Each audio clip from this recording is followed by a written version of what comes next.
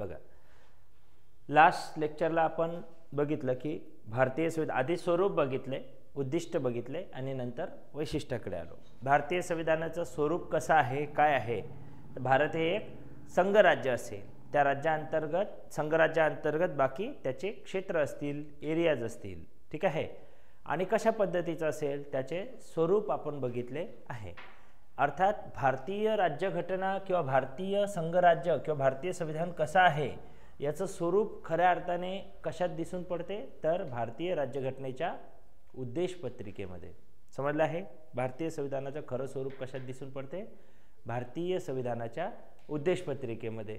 उद्देश पत्रिकेमध्ये स्पष्टपणे सांगितलं आहे की आम्ही भारताचे संविधान तयार करतो आहे, भारतासाठी हे संविधान आम्ही लागू करतो आहे, भारतासाठी हे संविधान आम्ही स्वीकृत करतो आहे, तर त्याचे उद्देश हे आहेत. समजलं आहे? आपण त्यावरही बातचीत करू. म्हणजे स्वरूप, उद्दिष्ट हे दोन्ही गोष्ट आणखी आपण डिटेल पण घेऊ, ठीक आहे. हे बेसिक तुम्हाला सांगितलं. आता आपण बातचीत करत होतो लास्ट लेक्चरला भारतीय संविधानाचे मुख्य ठळक वैशिष्ट्ये. वैशिष्ट्यांमध्ये आपण पहिलं वैशिष्ट्य लिहिलं की लिखित स्वरूपाचे आपले संविधान आहे. म्हणजेच काय? जगातील सर्वात मोठी संविधान, ठीक आहे. काय सांगितलं? जगातील सर्वात मोठे, ठीक आहे. परंतु कसे? तर लिखित स्वरूपात. समजलंय? लिखित संविधान, ठीक आहे. समजून घ्या, पूर्ण लिहिलंच पाहिजे असं नाही की भारतीय संविधान हे जगातील सर्वात मोठे लिखित स्वरूपाचे संविधान आहे. अमेरिकन संविधान सुद्धा लिखित आहे, पण ते जगातील सर्वात छोटे आहे. मग कालच्या लेक्चरला सांगितलं मी लिखित, अलिखित, छोटे, मोठे, यूएसचा फरक, यूएसएचा फरक, यूकेचा फरक. समजलं आहे? हे सर्व तुम्हाला डिफरन्स समजावून सांगितलं. नेमकं भारताला आपण का अशा पद्धतीनं म्हणतो, ठीक आहे, की लिखित काय, तर तेही सांगितलं. दुसरं वैशिष्ट्य आहे अंशता. काय सांगितलं? अंशता परिदृढ व अंशता परिवर्तनीय. अंशता परिवर्तनीय.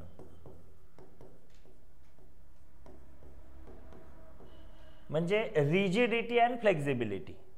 म्हणजेच काय?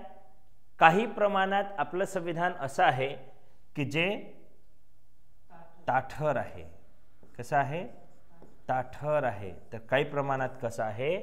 परिवर्तनीय म्हणजे लवचिक आहे. म्हणजे ताठर व लवचिक असे दोन वैशिष्ट्य.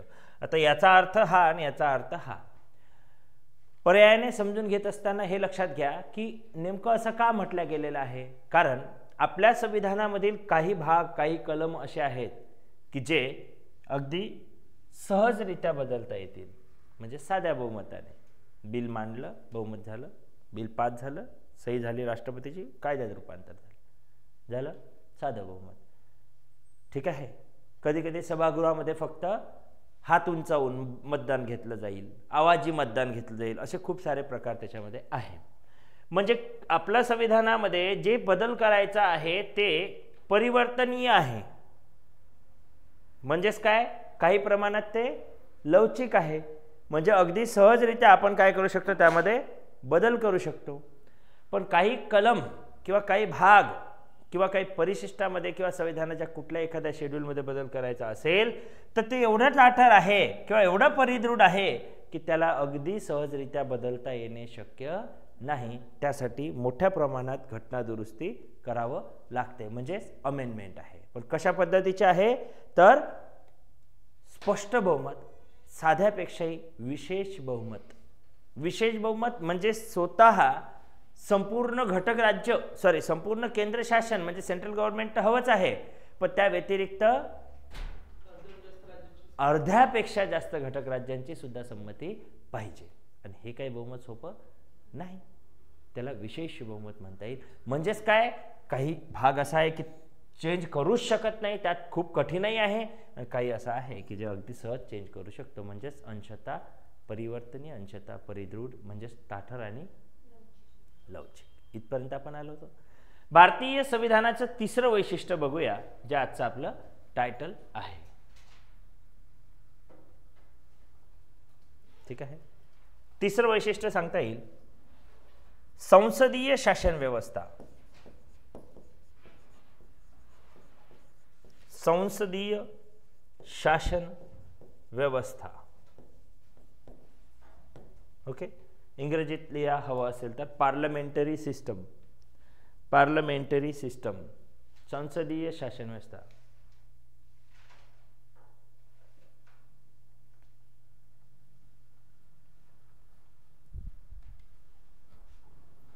पा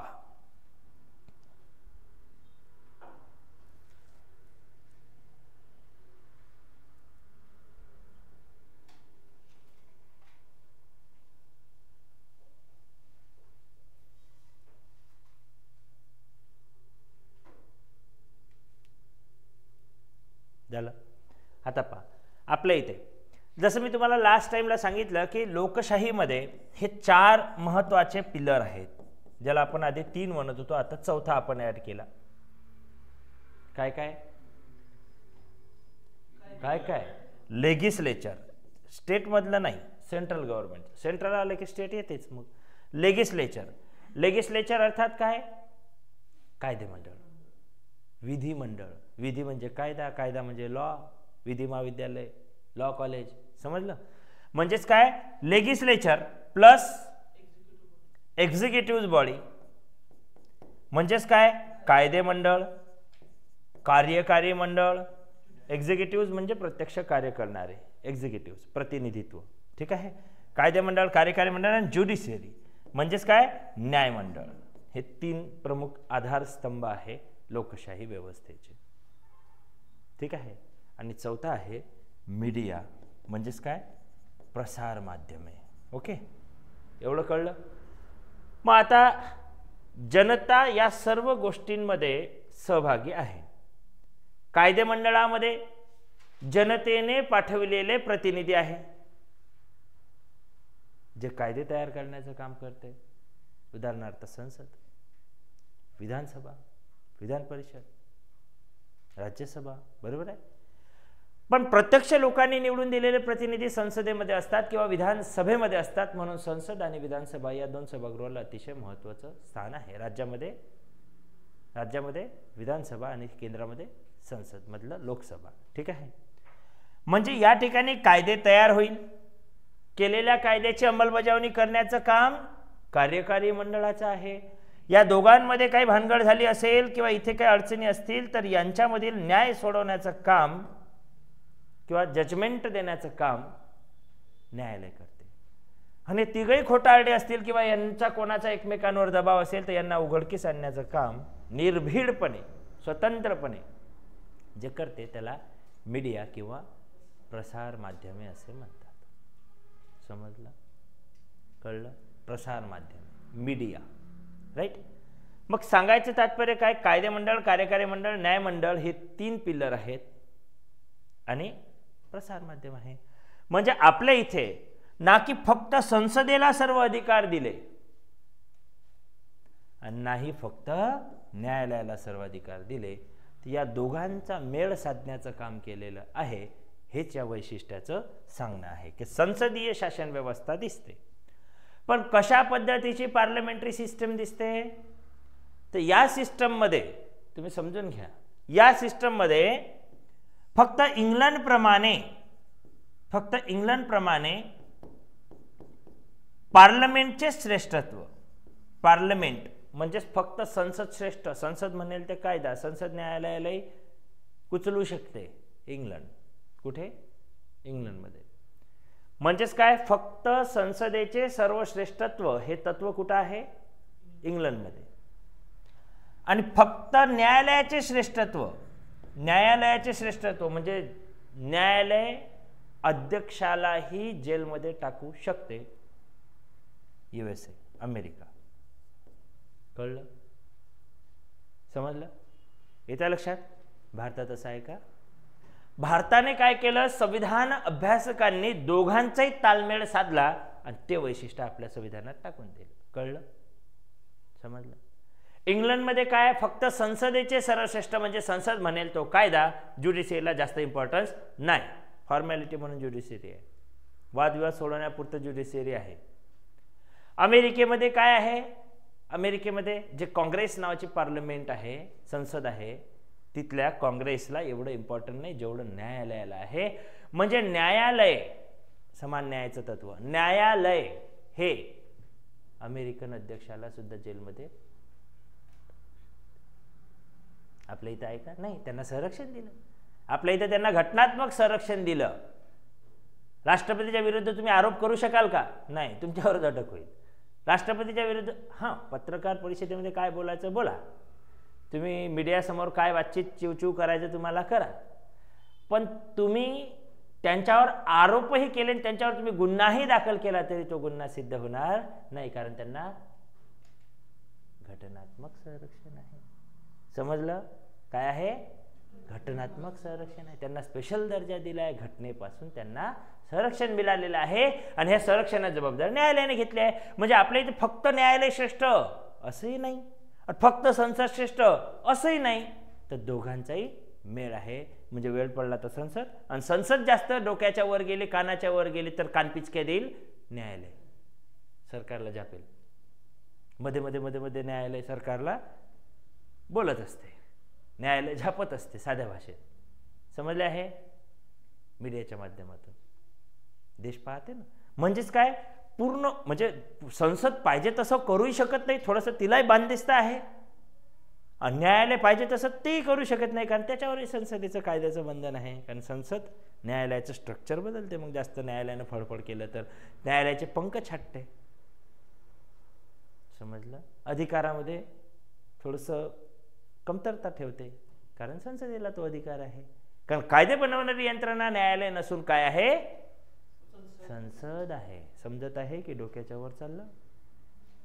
फिजिकली आणि मेंटली दोन्ही प्रेझेंट तुम्ही इथं असाल तर तुम्हाला समजेल. फिजिकली इथं बसून आहे, मेंदू चालला इंस्टाग्राम टिकटॉकमध्ये, टिकटॉक बंद झालं का? हां, त्याच्यामध्ये चालला असेल.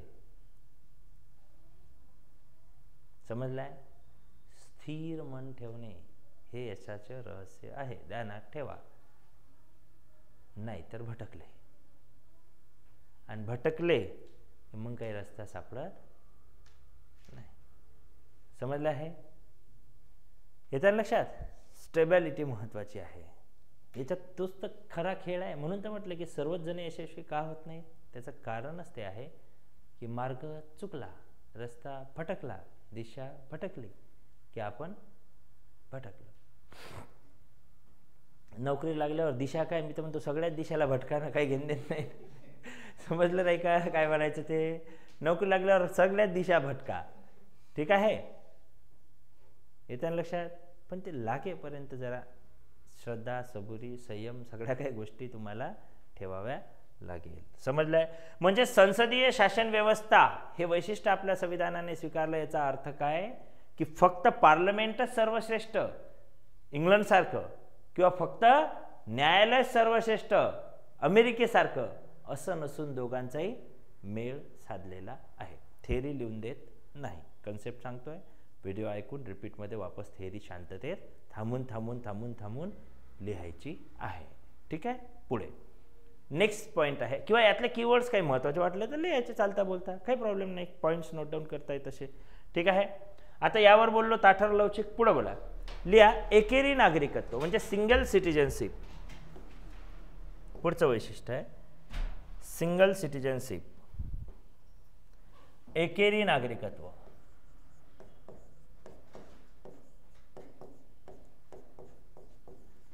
Single citizenship. आता हे आपल्या संविधानाचं ठळक आणि विशेष असं वैशिष्ट्य आहे, एकेरी नागरिकत्व. बरोबर? कसं सांगता येईल याला? बोला बोला तुम्ही. म्हणजे आपण दुसऱ्या स्टेटमध्ये जरी असतो तर त्यावेळी भारतीय नागरिकत्व आहे. समजा एखादा व्यक्ती गुजरातमध्ये असला आणि मी महाराष्ट्रामध्ये असलो तर एकच नागरिकत्व आहे. तो जरी दुसऱ्या राज्यात गेला तरी म्हणजे ते घ्यावं लागेल. येस. आणखी हा त्याचा खरा अर्थ आहे. हे तर बरोबरच आहे, हे तर राज्याच्या आतमधलं झालं, ते काही विषयच नाही. पण भारतीय संविधानामध्ये फ्युचरचा दृष्टिकोन ध्यानात ठेवून संविधान निर्मात्यांनी हे वैशिष्ट्य टाकलेलं आहे. आज ज्या देशामध्ये दुहेरी नागरिकत्व आहे ना, ते पछतावत आहे. कसं? वाढता टेररिझम, वाढता दहशतवाद, समजलाय? डुप्लिकेट ID, याच्या समस्या, परेशानी. आपल्या इथे तसं होणार नाही, कारण आपल्या इथं एकेरी नागरिकत्व आहे. म्हणजे आपल्या देशाचा नागरिक जर भारताचा नागरिक आहे तर अर्थात तो जगातील कोणत्याच देशाचा नागरिक बनू शकत नाही. आणि जर बनायचं असेल तर सोडलं नाही तर आपोआप रद्द होईल. सोडायची वाट पाहायची गरज नाही. जसंही त्यानं तिकडे स्वीकारलं इकडून त्याचा एरर इकडून जाईल. म्हणजे त्याचा form beam citizenship the end. पहिली गोष्ट, आपल्या इथे ही वैशिष्ट्य असल्याने समजा काय नाही साक्षी नावाची मुलगी इकडे गेली, कुठं समजा इंग्लंडला गेली, ठीक आहे, आणि इंग्लंडला जाऊन सिटिझनशिपसाठी तिने अर्ज केला. पहिले तर 10-20 वर्ष झाले इंग्लंडमध्येच राहत आहे, तिथं जॉब करत आहे, यूट्यूब कंपनी आहे, फॅक्टरी आहे, तिची काय असायचं असो. पण इंग्लंडमध्ये तिने नागरिकत्वासाठी अर्ज केला आहे आणि इंग्लंड सरकारकडे तिने अप्लाय केला आणि सांगितलं की मला नागरिकत्व द्या. आपला ते पाहिलं ना इंग्लंड सरकार ही कोणत्या देशातून बिलॉंग करते, ती पाहिजे तर ते दिसेल त्यांना की अरे इथं भारतीय आहे. मग ते भारत सरकारच्या एम्बॅसीशी संपर्क करेल की तुमच्या गावातून, शहरातून, देशातून, राज्यातून, अमरावती जिल्ह्यातून एक मुलगी आली. सगळं डिटेल त्याच्याजवळ आहे, समजलंय. आणि ती नागरिकत्व मागताय, आपल्या एम्बॅसीशी संपर्क करेल. विदाऊट दॅट ते देणार नाही, परस्पर देणार नाही, छुपा संपर्क करेल. कारण हे गोपनीय असतात सगळे विषय. परस्पर द्यायचं असेल तर विजय माल्यासारखा आपल्याला पण आला की मग बरोबर देते. हां, पैसा फेक तमाशा देख असा कार्यक्रम आहे, समजलं आहे. जाऊ देते सरकार त्याला इथून, गेल्यावर मग म्हणते अरे माल्या गायब झाला, गायब. समजलं आहे. मध्यसम्राट किंगफिशर माहिती आहे. आता इथून तो गेला आहे तरी जाऊ पण देते, गेल्यावर सांगते अरे गेला गेला गेला. आणता येत नाही, कान पकडून त्याला आणता येते, कारण तिथल्या सरकारने संपर्क केलेला. नागरिकत्व द्यायचं का, चुपचाप मध्ये देऊन द्या, आणि मग काय लपून बसला, असं खूप साऱ्या गोष्टी आहे. तसंच टेररिस्ट इंटरनॅशनल लेवलचे जे असतात दाऊद इब्राहिम वगैरे यांच्यासारखे, तर त्यांचंही तसंच असो. हे गेली नागरिकत्व मागायला लागले आणि ते एम्बॅसीशी आपला संपर्क करेल, आपल्या एम्बॅसीला सांगेल. आपल्या एम्बॅसी काय करेल, सर्च मारेल कोण आहे, कुठला आहे, काय कसे आहे. आपली एम्बॅसी ही चेकआउट करेल की ही व्यक्ती भारतीय आहे, यांना आता तिकडं नागरिकत्व पाहिजे आहे, यांनी भारतात काही कर्ज उचललं का पहिले पाहिजे. पहिले तर कॅरेक्टर पाहिजे बाबा. टेररिस्ट आहे का, बॉम्ब फेकणारे आहे का, बॉम्ब बनवणारे आहे का, आतंकवादी दहशतवादी काय आहे का, भारतातून का गेले कसे गेले याचा सर्च मारेल ना ते. आणि जर भारतात इथं अमरावतीत पूर्ण बॉम्ब पेरून हे गायब झाले असतील, तिकडे जाऊन बटन दाबले दिलं उडून. म्हणजे सांगायचं तात्पर्य काय, यांच्या ॲक्टिव्हिटी काय, यांचा पास्ट पाहिजे किती कोण आहे. मग त्यांना कळलं की यार हे तर काहीच नाही, सर्वसामान्य नागरिक आहे. मग ते विचार करतील. मग त्यांचा सिव्हिल कसं चेक करतात, सिव्हिल रेकॉर्ड, तसं त्यांचा पूर्ण त्यांचा रेकॉर्ड चेक करतील. पोलीस क्राईम आहे का, काही गुन्हा दाखल आहे का, काही मर्डर, हाफ मर्डर अशी काही केस आहे का, क्रिमिनल काही केस आहे का, ते नाही आलं असेल तर उचलून आणतील, पहिले इथं जेल टिकतील, न्यायालय निर्णय देईल, मग जा म्हणतील. हां, समजलंय, हात तिथून आणतील डायरेक्ट. चला ते ओके आलं, मग पाहतील काही कर्ज बुडवे आहे का, सगळं चेक करावं लागेल. बँकेचं काही घेतलं का, ते नंबर टाकले की सगळं येईल ना यांचे, सगळं ओके. त्यांच्याकडे सगळा डेटा असते. As a citizen of India त्यांचे ॲपच तसे बनलेले आहे की सर्व डेटा चेक करू शकतात, कारण एजन्सी आहे सरकारच्या. तसं तुम्ही नाही करू शकत, ठीक आहे. पोर्टलला सगळे डेटा उपलब्ध आहे. मग पाहतील बँकेचं काही घेतलं का, इन्कम टॅक्सचं काही आहे का, काही बुडवलं का, काही त्यांच्या लक्षात आलं, समजा 50 करोड रुपये यांच्यावर कर्ज होतं म्हणून पळून गेलं, आणि ते उचलून पहिले हे पाय मग जाय. समजलंय. आणि समजा ते ओके आलं, मग म्हणतील ओके काही प्रॉब्लेम नाही, त्यांना ते सिटिझनशिप देऊन द्या. पण कारण विचारते सरकार. कुठलं सरकार विचारेल कारण, कुठलं सरकार विचारेल, इंग्लंड. काय विचारतील की नेमकं कारण काय, क्यों छोड़ रहे आप इंडिया, वजह क्या है. हे म्हणतील मला ना तिथं करमतच नाही म्हणून. म्हणजे सांगायचं तात्पर्य काय, कारण काही असो ते लिगल असलं पाहिजे, त्यांना पटलं पाहिजे, मग ते तुम्हाला सिटिझनशिप देतील. Automatically she will be the citizen of UK and भारताचं सिटिझनशिप कॅन्सल होईल, ॲटोमॅटिकली कॅन्सल होईल. त्यासाठी तिला अर्ज करायची गरज नाही. आता ऐच्छिकमध्ये काय राहतं, हे स्वतःहून सांगून जाईल की नाही बा मला सोडायचं आहे, मला मोकळं करा, मी कोणत्याही देशात जाईल, मग हे सोडून देईल. भरपूर सारे ते नागरिकत्वामध्ये आपण शिकू. पण भारतीय संविधानामध्ये एकेरी नागरिकत्व आहे म्हणून एवढी प्रोसेस झालेली आहे. दुहेरी असतं तर देऊन दिलं असतं, पाहून घेऊ बा, तसंही 2 देशाचं होता येतं ना.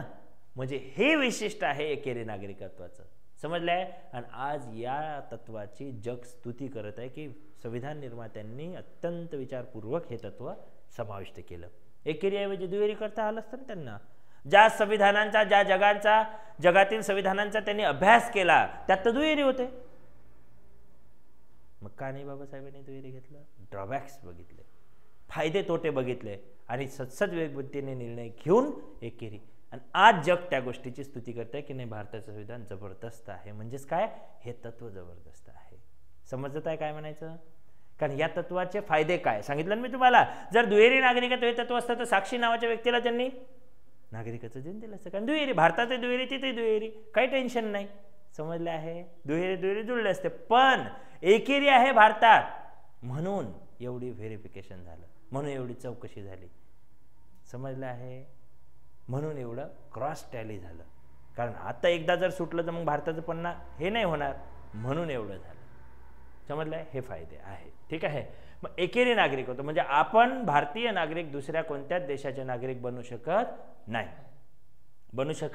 नाही. जर बनायचं असेल तर इच्छेने सोडून जा, दुसऱ्या देशाचे बना. बनायचं असेल तर भारताचं नागरिकत्व ऑटोमॅटिकली रद्द होईल किंवा सोडून द्या, संपला विषय.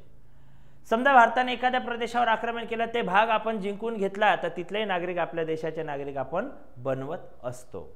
समजलं आहे? येतं लक्षात एकेरी नागरिकत्वाचं वैशिष्ट्य. ठीक आहे. पुढे लिहा. मूलभूत अधिकार. आता अशी भरपूर वैशिष्ट्य आहे, टेन्शन घेऊ नका तुम्ही. मूलभूत अधिकार पुस्तकात जेवढे नाही ना त्याच्यापेक्षा जास्त देत तुम्हाला. मूलभूत अधिकार. आता हे आपल्या संविधानाचं वैशिष्ट्य आहे. काय बोलता येईल याच्यावर? की डेमोक्रेसीमध्ये लोकांनी लोकांसाठी, म्हणजे to the people, for the people, by the people. Abraham Lincoln यांची व्याख्या आहे. लोकांनी लोकांसाठी चालविलेले शासन म्हणजे लोकशाही होय. बरोबर. मग डेमोक्रेसीमध्ये लोक हे मध्यकेंद्रीय असतात. केंद्रबिंदू कोण असतो? People of the nation. कारण लोकशाही लोकांचं शासन आहे. म्हणून लोकशाहीमध्ये ज्या लोकांना मूलभूत अधिकार आहे त्या राष्ट्राचे लोक स्वतःला खूप प्राऊड फील करतात, कारण देश बदलण्याची क्षमता त्या लोकांमध्ये असते. मूलभूत अधिकार आहे याचा अर्थ काय? आपल्याला आपले स्वतंत्र फंडामेंटल राईट्स दिले आहे. आपण त्या अधिकाराचा उपयोग घेऊन आपल्याला हवं तसं जीवन जगू शकतो, हवं तशी मागणी सरकारला करू शकतो. कारण वाचन, अभिव्यक्ती, भाषण या सगळ्याचे स्वातंत्र्य आपल्याला दिले आहे. म्हणजे आपण बंदिस्त नाही. इंग्रजांनी जसं आपल्याला फटकाराच्या धाकात ठेवलं, दाबवून ठेवलं, तसं आता राहिलेलं नाही. आपल्या देशात कोणी हुकुमशहा नाही. सर्वांना समान न्याय, समान अधिकार, सगळे तत्व सर्वांना लागू आहे. कायद्यापुढे सर्व समान आहे. समजलं आहे? आणि त्या मूलभूत अधिकाराची जर पायमल्ली होत असेल, कोणी त्या मूलभूत अधिकाराची गळपेची करत असेल, कोणी मूलभूत अधिकारावर गदा आणत असेल, रोख आणत असेल, तर न्यायालयाचं दार आपण ठोठावू शकतो. न्यायालय आपल्याला न्याय मिळवून देईल एवढी क्षमता त्या मूलभूत हक्कामध्ये, मूलभूत अधिकारामध्ये आहे. त्या मूलभूत हक्कामुळे, अधिकारामुळे आपण मोर्चा काढू शकतो, आंदोलन काढू शकतो, सरकारच्या विरुद्ध रस्त्यावर उतरू शकतो. नाहीतर फटके नसते मारले ब्रिटिशांसारखे. समजलंय? येतं लक्षात? सांगायचं तात्पर्य काय? की मूलभूत अधिकार हे घटनेचं सर्वश्रेष्ठ वैशिष्ट्यांपैकी एक वैशिष्ट्य आहे. कारण या मूलभूत अधिकारांतर्गत आपल्याला केंद्र शासन किंवा राज्य शासन या दोन्ही सरकारांमध्ये स्वतंत्र आपल्याला दिलेलं आहे. म्हणजे राज्यात कसं वागायचं, काय बोलायचं, काय खायचं, व्यवसाय, अभिव्यक्ती, धार्मिक स्वातंत्र्य दिलाय ना. कोणी कोणता धर्म स्वीकारावा, कोणी कोणत्या धर्माची प्रार्थना करावी, आचरण करावं, देणगीचं स्वातंत्र्य, सगळे स्वातंत्र्य आहेत. तर मूलभूत हक्क किंवा अधिकारामध्ये आपण ते डिटेलमध्ये बघूया. हे फार महत्त्वाचं वैशिष्ट्य आहे. आता कुठून घेतलंय काय हे नंतरचं बघूया आपण. पुढचं वैशिष्ट्य आहे मूलभूत कर्तव्य. मूलभूत कर्तव्य म्हणजे फंडामेंटल ड्युटीज अँड रिस्पॉन्सिबिलिटीज. त्या मूलभूत अधिकाराच्याच वैशिष्ट्याचा हा भाव आहे साध्या भाषेत.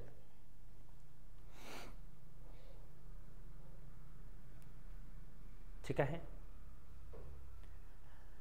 ज्याप्रमाणे संविधानाने तुमच्या हक्कासाठी, तुमच्या रक्षणासाठी म्हणजे सर्वांच्या भल्यासाठी जसे आपल्याला मूलभूत हक्क किंवा अधिकार दिले आहे तशा काही जबाबदाऱ्या पण दिल्या आहे, कर्तव्य दिले आहे.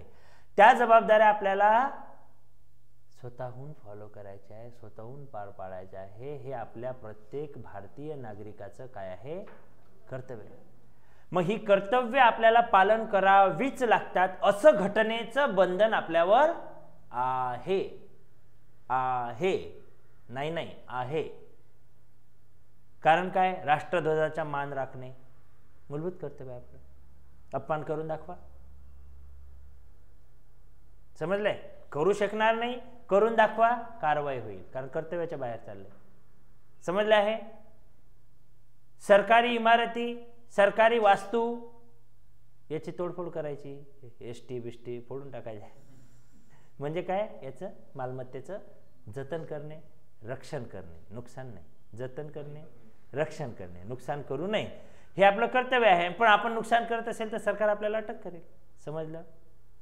आपले फ्रीडम फायटर्स, स्वातंत्र्य सेनानी यांच्या आदर्शांचे, मूल्यांचे जतन करणे, त्यांचा आदर्श डोळ्यापुढे राहून जीवन जगणे. अपमान करा बरं एखादा. लोक करतात, कशाला कोणी चप्पल काळं फासणे, चप्पलचा हार घालणे, असं होते ना, विटंबना म्हणतो आपण त्याला. कारवाई होते की नाही होत? सेन्सिटिव्ह विषय आहेत ना. सांगायचं तात्पर्य काय की ज्याप्रमाणे अधिकाराने घरच्यासारखे आपल्याला संविधानाने मूलभूत अधिकार दिले आहेत त्याचप्रमाणे काही जबाबदारी आपल्या खांद्यावर टाकल्या आहे की बाबा रे, तुम्हाला अधिकारासोबत तुमच्या कर्तव्याचे भान ठेवावं लागेल आणि त्या कर्तव्यात तुम्हाला राहून देशात जगावं लागेल, देश वाढीस सहकार्य करावं लागेल. समजलंय? मग हे मूलभूत कर्तव्य कोणते, काय वगैरे काय. आता किती होते, काय होते? आधी 6, नंतर 9, नंतर 11, आताच्या तारखेत मला वाटतं 11च बरोबर आहे, 10 होते नंतर. किती आहे? 11. 86व्या घटनादुरुस्तीने हे 11वं मूलभूत कर्तव्य काय केलं? ऍड केलेलं आहे. ठीक आहे. 6 ते 14 वयोगटातील बालकांना मोफत सक्ती शिक्षण देणे पालकाचे कर्तव्य, आद्य कर्तव्य. ठीक आहे. म्हणजे मी यासाठी इथं सांगत नाही आहे कारण आपण हे शिकत नाही आहे ना, हे डिटेल नाही शिकत आहे. मूलभूत कर्तव्य जेव्हा डिटेल घेऊ तेव्हा डिटेलमध्ये सांगू. आपण फीचर शिकत आहे, वैशिष्ट्य सांगत आहे फक्त. वैशिष्ट्यांमध्ये जेवढी मी बळबळ करतो आहे ती कदाचित 2-4 लाईनची असू शकते. मग ती तुम्हाला व्यवस्थितपणे एक तर लिहायची आहे किंवा प्रॉपरली समजूनच घ्यायची आहे, ज्याच्यात तुमचा माइंडसेट होईल ते. ठीक आहे. आज जर मी एकीय नागरिकत्व म्हटलं किंवा उद्या जर तुम्हाला विचारलं तर लिहिलेलं काहीच नाही, पण तुमच्यापैकी कोणी ना कोणी सांगू शकलं पाहिजे की सर हे असं आहे, तुम्ही असं सांगितलं होतं आणि ते तसं आम्हाला समजलं. मी जर विचारलं मूलभूत अधिकार काय, ते सांगता आलं. कर्तव्य काय, चर्चा करता आली पाहिजे. ठीक आहे. समजलंय? मूलभूत कर्तव्य हे आपलं वैशिष्ट्य आहे. पुढे लिहायचं आहे DPSPs म्हणजे directive principles of state policies, म्हणजे राज्य धोरणाची नीती निर्देशक तत्वे. नीती निर्देशक तत्वे, राज्य धोरणाची नीती निर्देशक तत्वे, यालाच आपण मार्गदर्शक तत्वे असेही म्हणतो. असेही म्हणतो.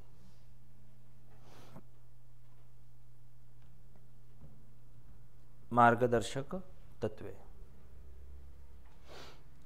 DPSPs, राज्य धोरणाची मार्गदर्शक तत्वे, यालाच आपण नीती निर्देशक तत्वे असेही म्हणतो.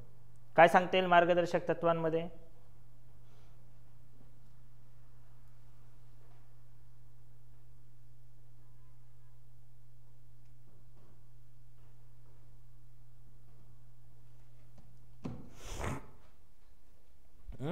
आता हे कोणासाठी? जनतेसाठी. हे कोणासाठी? जनतेसाठी. जनतेनं स्वतःहून फॉलो करायचे. आता हे कोणासाठी? तर सरकारसाठी. मार्गदर्शक तत्वे, राज्य धोरणाची म्हणजे राज्य चालवत असताना कुठल्या पॉलिसीवर राज्य चालवावं, राज्य चालवत असताना काय धोरण, काय पॉलिसी डोळ्यापुढे ठेवून राज्य चालवावं, त्यात नीती निर्देशक तत्वे म्हटलेलं आहे, कारण त्यामध्ये इथिकली त्यांना प्रॉपरली राज्य चालवायचं आहे. आणि या तत्वाला मार्गदर्शक तत्वे का म्हटलं आहे, कारण हे सरकारला देश चालवत असताना शासनाला काय करतात, मार्गदर्शन करण्याचे काम करतात, डिरेक्शन दिशा दाखवण्याचं काम करतात, म्हणून यांना मार्गदर्शक तत्वे असे म्हणतात. म्हणजे लाईन दोरीमध्ये जेव्हा सरकार चालेल, थोडंसं इकडे तिकडे गेलं तर मार्गदर्शक तत्व त्यांना फटकार देईल किंवा आठवण देईल की तुम्ही चुकत आहे, जागेवर या. म्हणजेच काय, या मार्गदर्शक तत्वांचे पालन करणे सरकारवर बंधनकारक आहे. पण जर एखादं कोणी सरकारच्या या मार्गदर्शक तत्वाचं पालन होत नसेल तर सरकारच्या विरुद्ध न्यायालयात जाऊ शकत नाही, अशी एक गोटी बरोबर तिथं फिक्स करून ठेवलेली आहे. 42वी अमेंडमेंट समजत आहे, 42वी घटना दुरुस्ती. कळलाय? म्हणजे सांगायचं तात्पर्य काय की सरकारला देश चालवताना मार्गदर्शक करणारी तत्व म्हणजेच मार्गदर्शक तत्व घटनेमध्ये समाविष्ट आहे. ते आपल्या संविधानाचं काय एक वैशिष्ट्य आहे. म्हणजे सरकारच्या विरुद्ध आपण न्यायालयात जाऊ शकत नाही. मार्गदर्शक तत्वाचं तुम्ही पालन नाही करत आहे आणि आमच्या घरी रस्ताच नाही आला आणि आमच्या दारात असंच नाही झालं असं म्हणून आपण सरकारच्या विरुद्ध जाऊ शकत नाही. मग हे मार्गदर्शक तत्वे कोणते, किती, काय ते आपण डिटेलमध्ये जेव्हा आपण शिकू तेव्हा बघूया. ठीक आहे. भारतीय संविधानाचं महत्त्वाचं पुढचं वैशिष्ट्य, धर्मनिरपेक्ष राष्ट्र. धर्मनिरपेक्ष राष्ट्र, धर्मनिरपेक्ष राष्ट्र.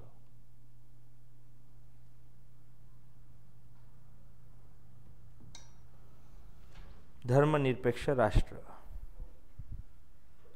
काय सांगता येईल?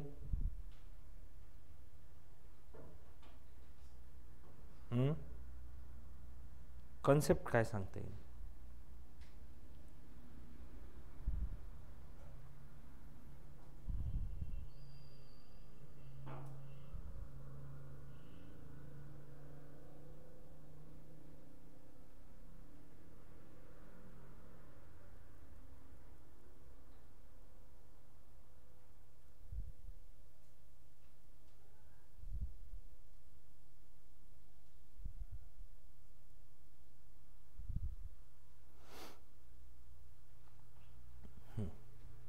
काय सांगता येईल धर्मनिरपेक्ष राष्ट्राची संकल्पना? अरे तुम्हाला याच्या आधी बोललो आहे ना मी, धर्मनिरपेक्ष म्हणजे काय. यस, की भारत हे असे राष्ट्र असेल की ज्यामध्ये सर्व धर्माच्या बाबतीत समानता दाखविल्या जाईल. यालाच आपण धर्मनिरपेक्ष म्हटलेला आहे, ना की धर्मधिष्ठित. कसा शब्द? धर्मधिष्ठित.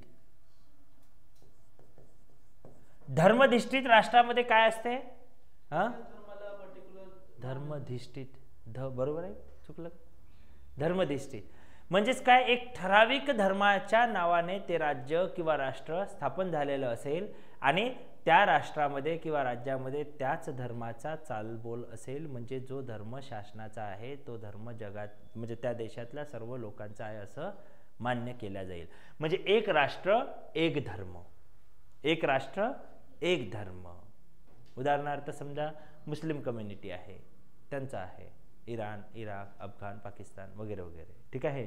श्रीलंका बुद्धिस्ट कंट्री आहे, नेपाळ बुद्धिस्ट कंट्री मानलं, समजलंय. म्हणजे सांगायचं तात्पर्य काय की जरी तिथे अदर कम्युनिटीज राहत असेल तरी त्या देशाचा, त्या सरकारचा, त्या शासनाचा जो धर्म आहे ते धर्मधिष्ठित राष्ट्र आहे. बाकीचे लोक अर्थात काय, आता पाकिस्तान मुस्लिम राष्ट्र आहे याचा अर्थ तिथे हिंदू नाही का?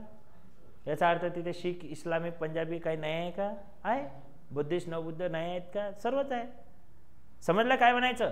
म्हणजे आहे सर्व, पण राष्ट्राचा धर्म कोणता असं जर एखाद्या फिक्स धर्माच्या नावाखाली राष्ट्राची स्थापना झाली असेल तर त्याला धर्मधिष्ठित म्हणतात. पण भारतात असं झालेलं नाही. संविधान सभेमधील सर्वात कॉन्ट्राव्हर्शियल मुद्दा हा होता, धर्मनिरपेक्षता. फार कॉन्ट्राव्हर्शियल मुद्दा, खूप वादग्रस्त मुद्दा. कारण काय? कारण त्यावेळेला भारतामध्ये नुकतेच आता ब्रिटिश सोडून गेलेले ब्राह्मण्य कम्युनिटीचंही वर्चस्व, उच्चभ्रू सोसायटींचंही वर्चस्व आणि हिंदुइझमचं थोडं वर्चस्व. पण काँग्रेसची त्यावेळची हिंदुत्वाची व्याख्या थोडी वेगळी होती, सर्वांना सामावून घेणारी होती. पण जसं जसं पुढे जनता दल आणि सगळं असं वाढत गेलं, तर मी तुम्हाला सांगितलं 79 मग भाजपाचं संघटन तयार झालं आणि 92 मध्ये कट्टर हिंदुत्ववाद नव्याने जन्म घ्यायला लागला. कारण मंदिर वही बनाएंगे, तारीख नाही बताएंगे. समजलं आहे, असं घोषणा होत्या त्यावेळेच्या. समजलं आहे, मंदिर वही बनाएंगे, तारीख नाही बताएंगे. तारीखही बनली काय ते हे जो विषय होता, म्हणजे तिथून कट्टरतावादाला थोडी जास्त जोर दिला गेला, म्हणजे हिंदुत्व. मग आता नव्याने तुम्हाला ऐकायला मिळत असेल हिंदू राष्ट्र. बरोबर आहे? Is that possible? धर्मनिरपेक्ष राष्ट्रांमध्ये हिंदू राष्ट्र डायरेक्टली तयार करणे हे एक प्रकारचं मिरॅकल राहू शकते. पण जिथपर्यंत हा शब्द संविधानामधून जाणार नाही तिथपर्यंत ते शक्य नाही. दुसरी गोष्ट, धर्मनिरपेक्षता अर्थात बाकीच्या हिंदू राष्ट्र झालं म्हणजे काय बाकीच्या धर्माने निघून जा असं होईल का? नाही.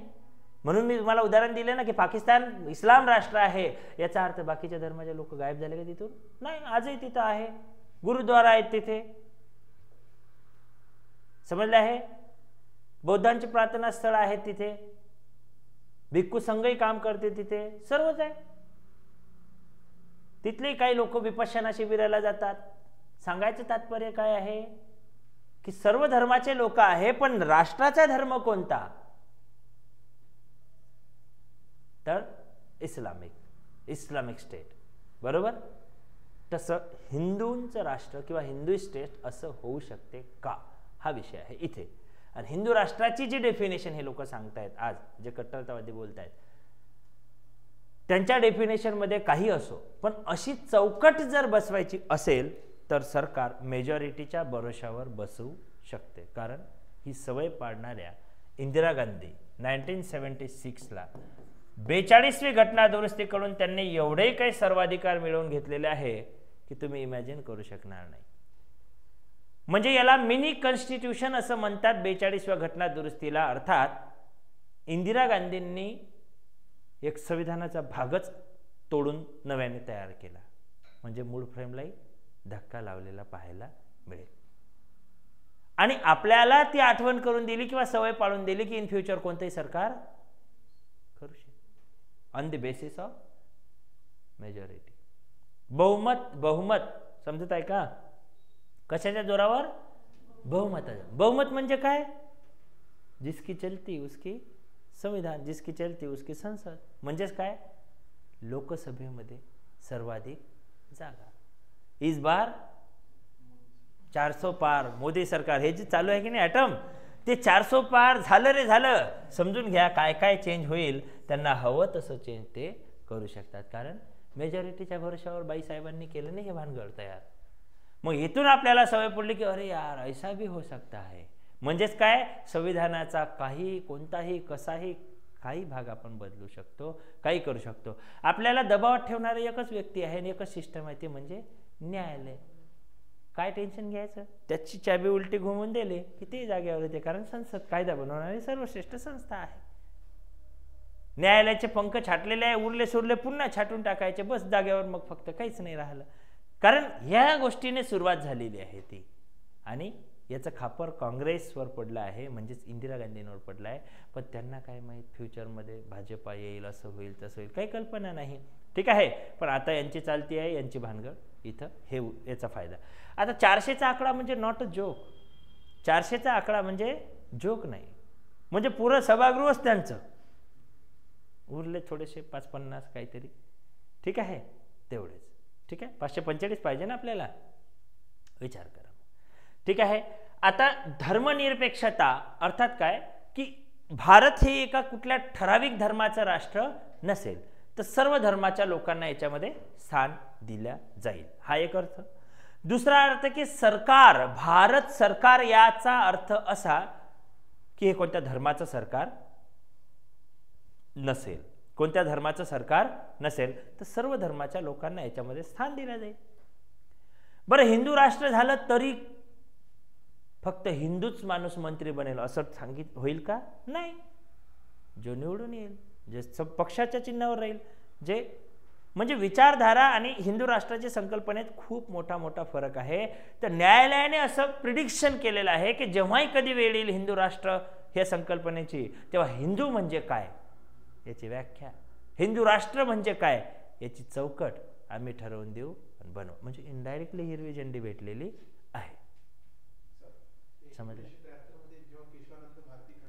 हां, त्याच्यानंतर न्यायालयानं असं म्हटलं की सरकार पाहिजे तशी बदल करू शकत नाही, म्हणजे संविधानाचा मूलभूत ढाचा बदलू शकत नाही. 42व्या घटना दुरुस्तीच्या सगळं आधी जेवढेही काही अटेम्प्ट झालेले आहे केसेस आपण घेणार आहे डिटेलमध्ये, केशवानंद भारती किंवा गोलकनाथ विरुद्ध राजस्थान सरकार, समजले आहे, मेनका गांधी, या सर्वांचे खटले आपण घेणार आहे. टेन्शन घ्यायचं काम नाही. समजले आहे, केसेस घेणार आहे. पण ह्या सगळ्या केसेस झाल्यावर 1976ला रबरी स्टॅम्प बहुऐतिक राष्ट्रपती होते फखरुद्दीन अली अहमद, आणि न्यायालय इंदिरा गांधीच्या खिशातच होतं असं समजा. बस बटन दाबले की okay okay madam, yes madam, हो मॅडम, होऊन जाईल, असा कार्यक्रम होता. त्यावेळेला त्यांनी त्या सर्व खटल्यांचे न्यायालयाचे निकाल बाजूला ठेवून दिले आणि आपल्या बाजूने निकाल वळवून घेतला. ते कसं आहे काय आहे ते जेव्हा केसेस डिस्कस करू ना तेव्हा एक एक केसचं मी तुम्हाला ॲनालिसिस सांगतो, जे कधीच तुम्हाला कोणी सांगितलं नसेल किंवा तुम्ही ऐकलंही नसेल किंवा वाचलंही नसेल. समजलं आहे? नेमकी केस काय आहे हे जर समजलं तर तुम्हाला तारका बिरका ते केस आणि त्याचं उदाहरण कुठं चिपकायचं हे सगळं बरोबर तुम्हाला ध्यानात राहील. समजलं आहे? कारण केशवानंद भारती असो किंवा त्याच्या आधीचे सर्व खटले असो, मिनर्वा मिल्सपासून तर तिथपर्यंत काय आहे ते सगळे मूलभूत अधिकार त्याच्या संदर्भात भानगडी आहे. मग मूलभूत अधिकार श्रेष्ठ की न्यायालय आपलं संसद श्रेष्ठ, कशाला महत्त्व जास्त द्यायचं, लोकांना द्यायचं की सरकारला द्यायचं, या सगळ्या भानगडीत ते सर्व आयटम झालेले आहे. आणि इथे मात्र एक डिसिजन निर्णय झालेला आहे पक्का, म्हणून इंदिरा गांधींनी ही मेजर घटना दुरुस्ती केलेली आहे. आणि त्या 42व्या घटना दुरुस्तीने सगळं फिक्स झालेलं आहे की शासन हवा तसा बदल करू शकते, हवा तसा बदल करू शकते. आणि त्याचाच फायदा आता हे सरकार उचलू शकते. हवा तसा बदल म्हणजे या शब्दातही बदल करू शकते. ठीक आहे, म्हणजे धर्मनिरपेक्षता हा शब्दही बाजूला काढून टाकू शकते. ठीक आहे, ठीक आहे. पुढे लिहा, न्यायालयीन स्वातंत्र्य. न्यायालयीन स्वातंत्र्य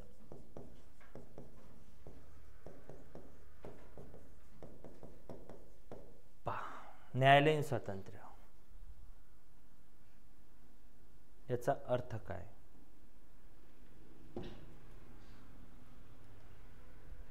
न्यायालयीन स्वातंत्र्याचा अर्थ काय?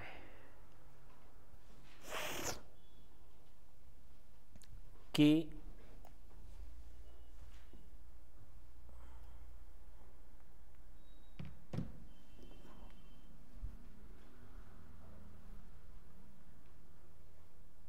सरकार सर्वश्रेष्ठता आहेच, काही प्रॉब्लेम नाही, पण याचा अर्थ सरकार न्यायालय चालवेल असा होत नाही. 1976च्या या 42व्या घटना दुरुस्तीच्या आधी काय होत होतं आणि इंदिरा गांधींनी पार्लमेंटमध्ये काय स्पीच दिलं त्याचा संदर्भ तुम्हाला देतो. न्यायालय म्हणजे न्यायव्यवस्था सरकारी कामकाजामध्ये हस्तक्षेप करत होती, हस्तक्षेप करत. या ऐसा ही क्यों किया, हे असंच का, ते तसंच का. इंदिरा गांधींनी त्या अमेंडमेंटच्या बिलाच्या वेळेला न्यायालयाला फरकाटलं धरून. कसं की न्यायालयाने फक्त आणि फक्त काय करावं, न्यायदानाचं काम करावं, अधिक सरकारमध्ये डोकं घालून फडफड करू नये. न्यायदानाचं काम करणं जर न्यायालयाला जमत नसेल, मी माझ्या घरचे शब्द टाकत नाही आहे, इंदिरा गांधींचे शब्द सांगत आहे की न्यायालयाला जर न्यायदानाचं काम जमत नसेल तर न्यायालयाने सभागृहात येऊन बसावं आणि देश चालवण्याचं काम करावं, न्यायदानाचं काम आम्ही करू. मग आता असं बोलल्यावर सगळे जी मॅडम, कारण त्यांचा दरारा तेवढा होता. समजलं आहे? आणि हे केल्यानंतर मग त्यांनी 42वी घटना दुरुस्ती केली आणि त्यात सांगितलं की न्यायालयाची सुद्धा आता चौकट आखून देतो की सरकारी कामकाजात हस्तक्षेप न्यायालय करणार नाही. सरकारच्या विरुद्ध जर कोणी न्यायालयात जात असेल तर न्यायालय निर्णय देताना 10 वेळा विचार करेल मग निर्णय देईल. न्यायालय मजबूर, त्याला म्हणतात पंख छाटणे. समजलंय? यासोबत राष्ट्रपती भाऊचेही पंख छाटले. त्यावेळेस भाऊ ते फखरुद्दीन अली अहमद रबरी स्टॅम्प राष्ट्रपती म्हणतात. म्हणजेच काय, इनॅक्टिव्ह राष्ट्रपती, म्हणजे धरला स्टॅम्प, मारला कुठं, मारली सही, कोणी कोणाला काही घेणं देणं नाही, घेऊन जा घेऊन जा, म्हणजेच रबरी स्टॅम्प. अर्थात काय की आणीबाणी लागू झालेली यावेळेला, इमर्जन्सी, नॅशनल इमर्जन्सी, याच्यावर सिनेमाही निघाला, बघून घ्याल. त्या आणीबाणीच्या कालखंडामध्ये रात्री मध्यरात्रीला 12 वाजता राष्ट्रपतीने शिक्का मारून रात्रोरात आणीबाणी, दुसऱ्या दिवशी सकाळी लीडर लोकांच्या घरी पोलीस उचलून त्यांना तुरुंगात. अरे काय झालं, ब्रश कोण राहिलं, कोणी पेपर वाचून राहिले, उचलून घरी तुरुंगात, काहीच पता नाही. ठीक आहे, नॅशनल इमर्जन्सी. ठीक आहे, नेमकं झालं काय? काहीच नाही, देशात अशांतता आहे. काय झालं? काहीच नाही. युद्ध झालं का? नाही. अरे बाबा, मग लागली कशी? एक वेळेला लागली ते इंडो चायना वारच्या वेळेला 1962, नॅशनल इमर्जन्सी 3दा लागले. मग आता नेमकं काय झालं? काही वार झालं की काय झालं की काय? काहीच नाही झालं. देशात अशांतता आहे, अराजकता आहे, दंगल होऊ शकतात, हे होऊ शकते, म्हणून तुम्हाला चला अटक तर अटक. मग झाले अटक लोक. म्हणजे हे विषय, हा दरारा होता. म्हणजे सर्व यंत्रणा हलवण्याचं काम त्यांच्या हातात होतं, ते सगळं सिस्टम. ठीक आहे. मग आता न्यायालयाची चौकट या ठिकाणी ठरवली, पण याचा अर्थ न्यायालय एकदम बरखास्त किंवा बर्बाद नाही करून टाकलं. सांगितलं त्यांनी की न्यायालयाला याच्यात काय असेल, स्वातंत्र्य असेल, पण सरकारी कामकाजात हस्तक्षेप करू शकत नाही. राष्ट्रपतीलाही सांगितलं की आमच्या इकडं जास्त डोकं घालायचं नाही, कारण देश कसा चालवायचा याचं ज्ञान आम्हाला आहे. तुम्ही डोकं घालायचं काम करू नका. फक्त देशाचे प्रथम नागरिक, घटनात्मक प्रमुख या नात्याने काय करा, डोळे बंद करा आणि चुपचाप सही मारा. असं नसते बोलल्या, पण मी सांगू, सही मारा. ठीक आहे, पहिल्यांदा सही नाही जमत, पाठवून द्या बिल आमच्याकडे, आम्ही पुन्हा बिल दुरुस्त करू. बिल दुरुस्त केल्यावर मग तर आता तर तुम्हाला सही मारावीच लागेल, असं बंधन त्यांच्यावर टाकलं, कंपल्शन. 42 घटना. समजलं आहे? पण न्यायालयाने काय सांगितलं की तुमची चौकट ठरवून देतो, या चौकटीच्या बाहेर खेळायचं नाही. सरकारच्या बाबतीत बाकी कसंही न्याय द्या, ते तुमचं काम आहे, तुम्ही पाहत बसा. पण सरकारच्या बाबतीत चौकट ठरवून देतो, या चौकटीच्या बाहेर जर गेलात तर या घटना दुरुस्तीचा अपमान होईल, असा त्याचा अर्थ होईल. म्हणजेच काय, न्यायालयाला स्वातंत्र्य दिलं, पण सरकारी बाबतीत काय केले, चौकट ठरवून दिलेली आहे. ठीक आहे. न्यायालयीन स्वातंत्र्य हे आपल्या घटनेचं एक प्रमुख वैशिष्ट्य मानल्या जाते की भारतातील सर्व न्यायालय हे, म्हणजे सुप्रीम कोर्ट पासून तर डिस्ट्रिक्ट कोर्ट पर्यंत काय आहे, स्वतंत्र आहे. त्यांना त्यांचे निर्णय देण्याचे स्वायत्तता आहे, फ्रीडम आहे. ते त्यांना हवा तसा समान न्याय, समान निर्णय देऊ शकतात. घटनेच्या चौकटीत राहून, घटना पाहून पाहून पाहून मनाने निर्णय कोणी देत नाही. झालं क्लिअर? दुसरं, अल्पसंख्याकांसाठी विशेष तरतूद. अल्पसंख्य हे वैशिष्ट्य आहे आपल्या संविधानाचं. अल्पसंख्याक म्हणजेच काय, मायनॉरिटीज. अल्पसंख्याकांसाठी विशेष तरतूद.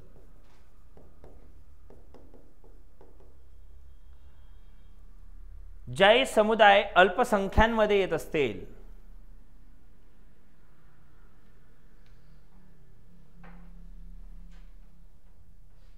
नॅशनल लेवलला अल्पसंख्यामध्ये येणाऱ्यांची यादी वेगळी आहे, बरोबर. स्टेट लेवलला अल्पसंख्यांमध्ये येणाऱ्यांची यादी वेगळी आहे. प्रत्येक राज्यानुसार ती वेगवेगळी आहे. का असं? कारण त्या त्या राज्यात त्या त्या समुदायाची, त्या त्या जातीचे लोक कमी असतील किंवा जास्त असतील.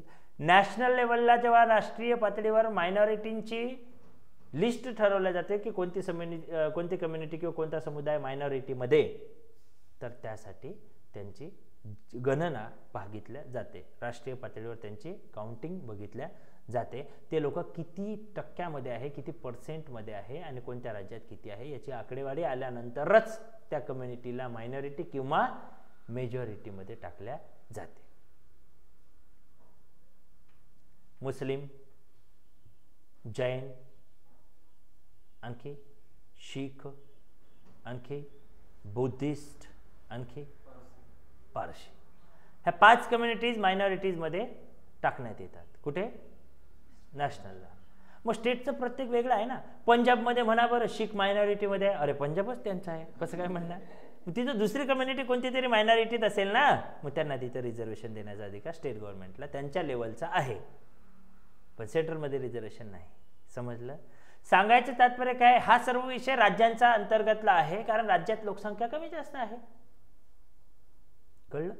कुठे कोणत्या समुदायाची कमी आहे तर कोणत्या समुदायाची जास्त आहे. आपल्या इथं मराठा आरक्षण, धनगर आरक्षण, यू ट्यू हे चालू आहे ना ॲटम, त्यांच्या संख्येनुसार चालू आहे ते सगळं. समजलं आहे? आणि उरले सुरले मग इमावो, इतर मागासवर्ग म्हणजे अदर बॅकवर्ड क्लासेस, ओबीसी. ठीक आहे, येत्या लक्षात. म्हणजे सांगायचं तात्पर्य काय की जे मायनॉरिटीमध्ये येतात त्यांच्यासाठी सरकार वचनबद्ध आहे, सुरुवातपासूनच आहे. त्याचं कारण काय? कारण हे मायनॉरिटीमध्ये आलेले लोक यांना त्या काळात, आता याची गरज नाही खरं सांगतो तुम्हाला, त्या काळात यांना कशात आणायचं होतं आपल्याला? मेजॉरिटी. कशात आणायचं होतं? मेजॉरिटी. कारण दे वेर इन मायनॉरिटी. कशात होते? मायनॉरिटीत होते, अल्पसंख्य होते. आपल्याला काय करायचे होते? त्यांचे बहुसंख्य करायचे होते.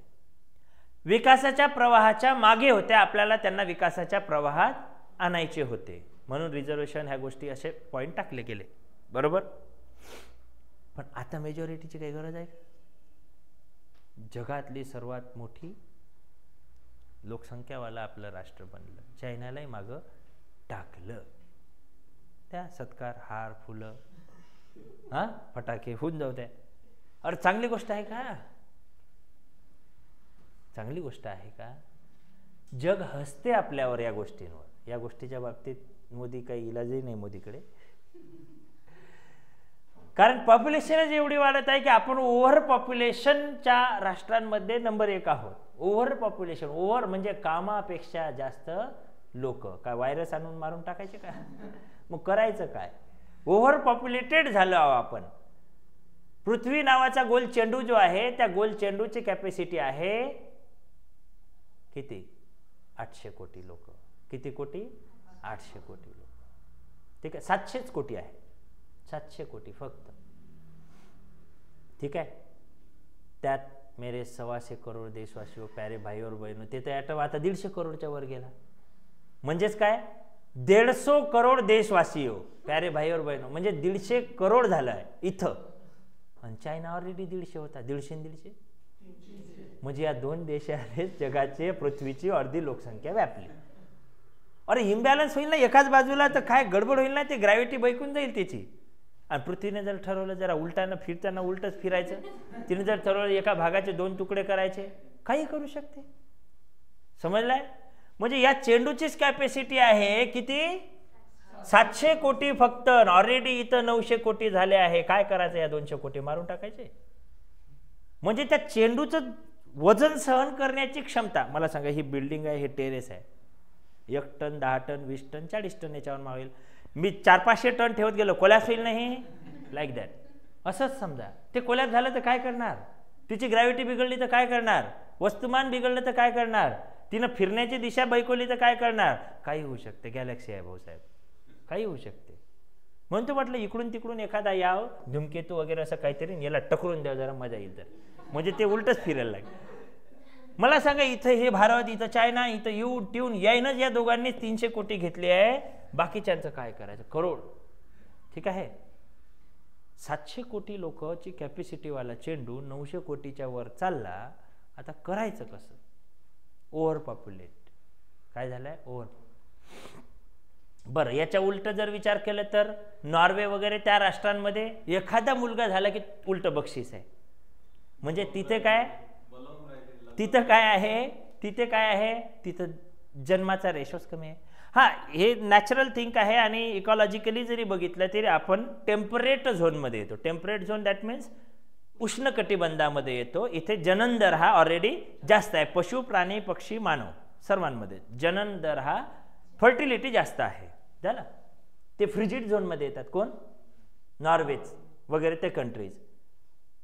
तिथं मुलं बाळा झाले पाहिजे. ज्याला झालं त्याचा सत्कार, बक्षीस, येऊ ठेव. समजलाय? उलट काम.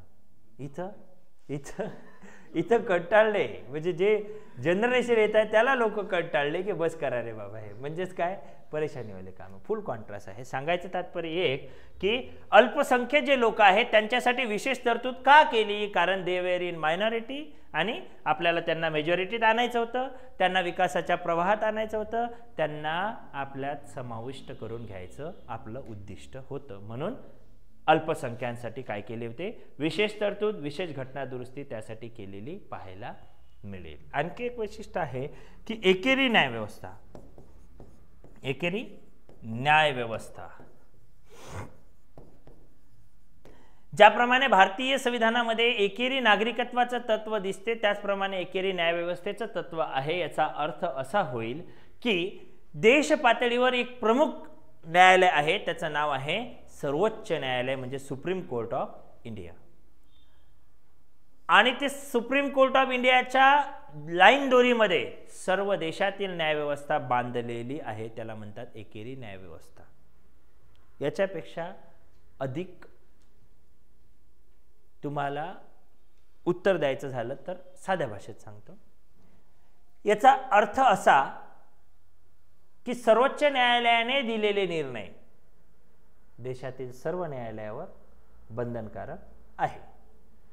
म्हणजेच काय, सर्वोच्च न्यायालयाने दिलेला निर्णय देशातलं कोणतंच न्यायालय बदलू शकत नाही. सर्वांना ते कंपल्सरी आहे, कारण ते सुप्रीमो आहे.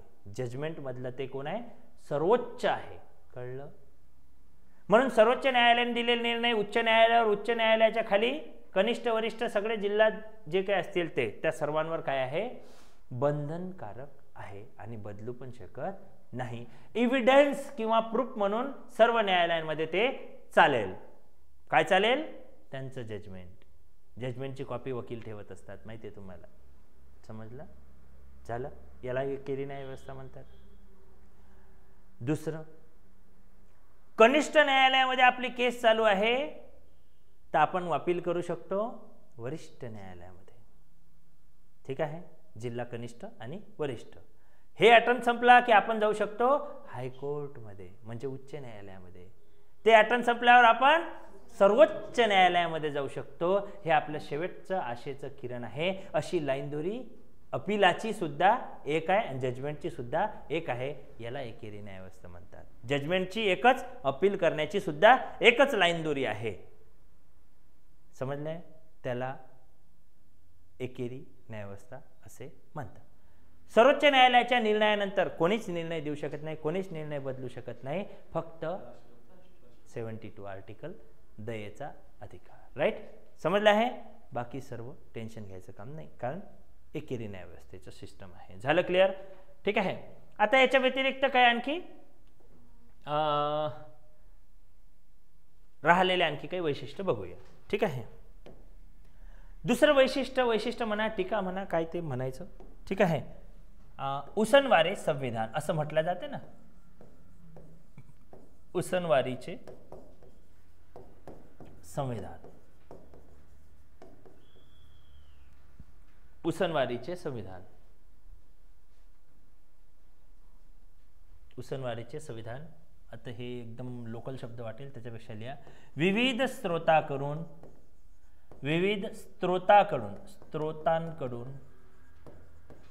उसनवारी हा शब्द लिहा. उसनवारीचे संविधान हा शब्द नाही लिहिला तरी चालेल, योग्य नाही वाटत ते.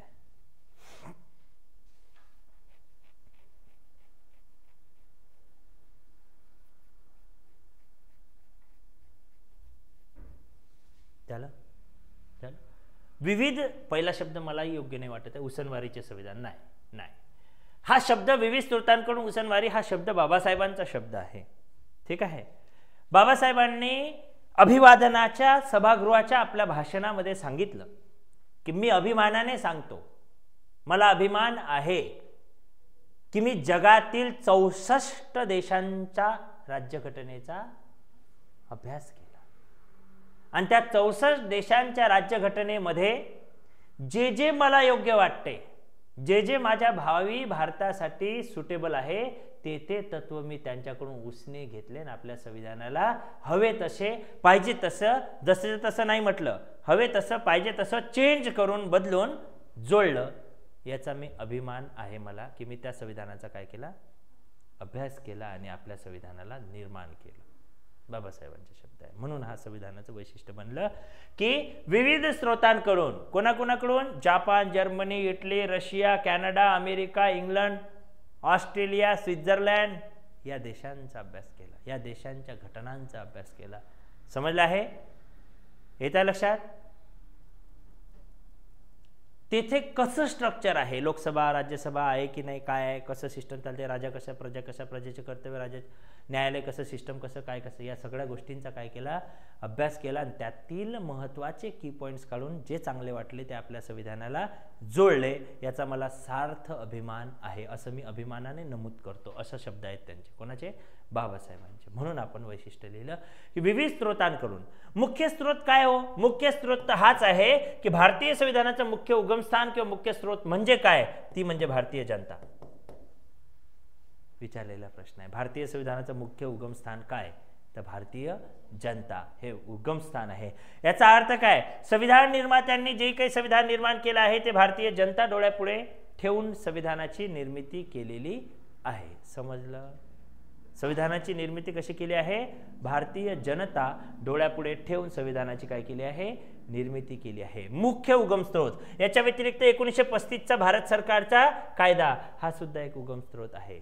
आणि बाकी राष्ट्रांच्या अभ्यास करून मग आपलं संविधान बाबासाहेबांनी काय केलं आहे, निर्माण केलं आहे किंवा तयार केलेलं आहे.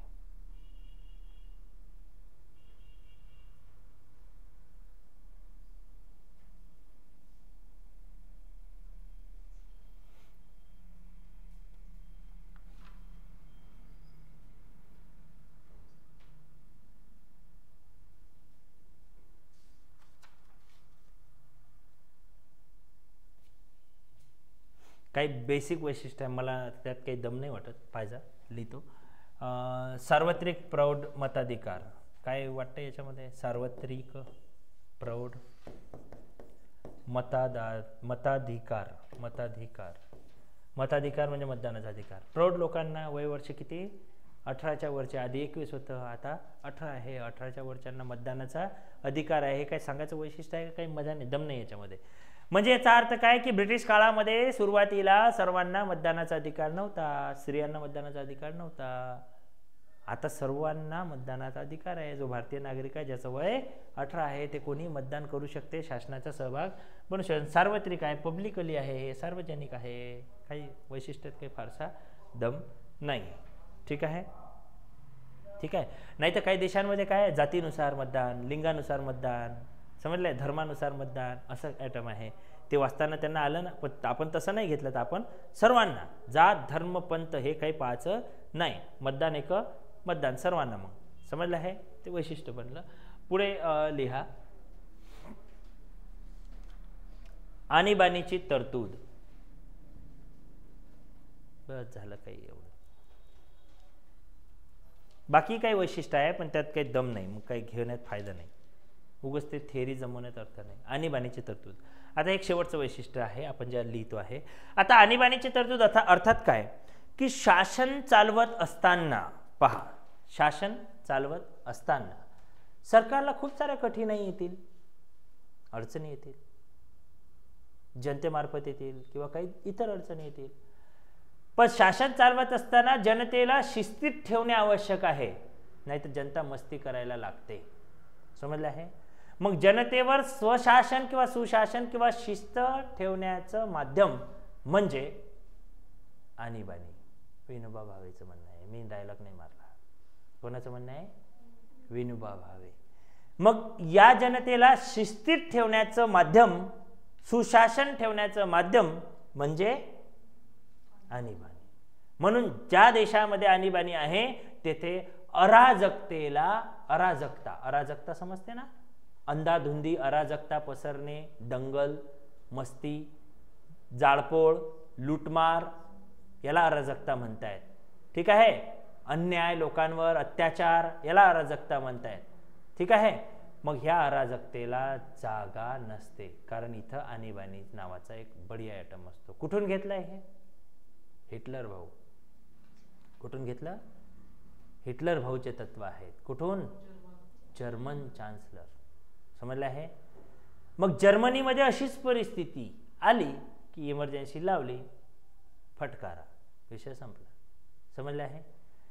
कारण त्या पद्धतीनं हँडल केलं जनतेला तर जनता कंट्रोलमध्ये येते, नाही तर सरकार उलथून टाकायला जनता घाबरणार नाही. 1789 1789. कोणती राज्यक्रांती? फ्रेंच राज्यक्रांती. समजले? सरकारची अति होत असेल तर पब्लिकला तो अधिकार आहे सरकार उलथून टाकायचं. आपले शेजारी राष्ट्र पाकिस्तानमध्ये संसदेत काय घुसवला? रणगाळा. काय घुसवला? रणगाळा.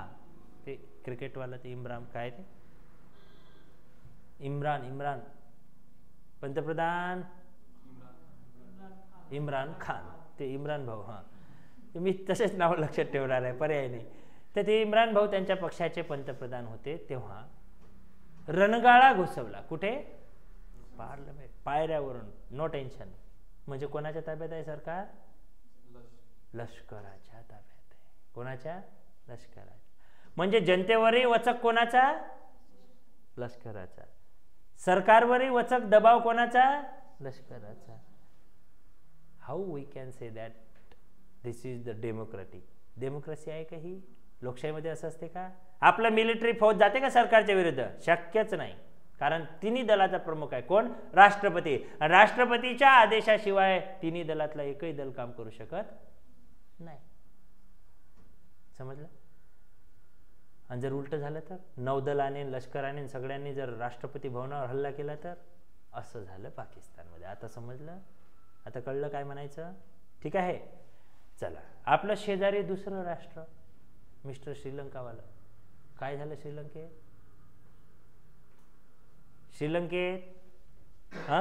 श्रीलंकेत आणीबाणी लागू झाली नव्हती का मध्ये? 6 महिने होऊन गेले त्याला.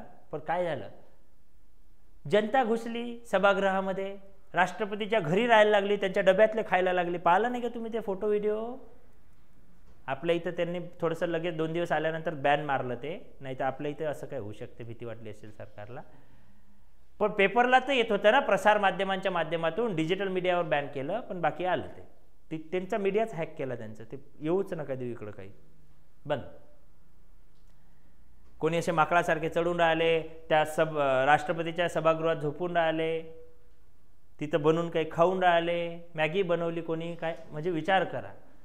म्हणजे देश चालत असताना लोकशाही राष्ट्राने, म्हणून तर म्हटलं की पाकिस्तानचे ते आलाय, श्रीलंकेचे ते आलाय, आजूबाजूला म्यानमारला काय गडबडी होत असतात, सगळी परेशानी आहे, आणि नाव भारताचं होत आहे. म्हणून जग आपल्याला मानत आहे की नाही, भारतात असं काही नाही. समजलं आहे?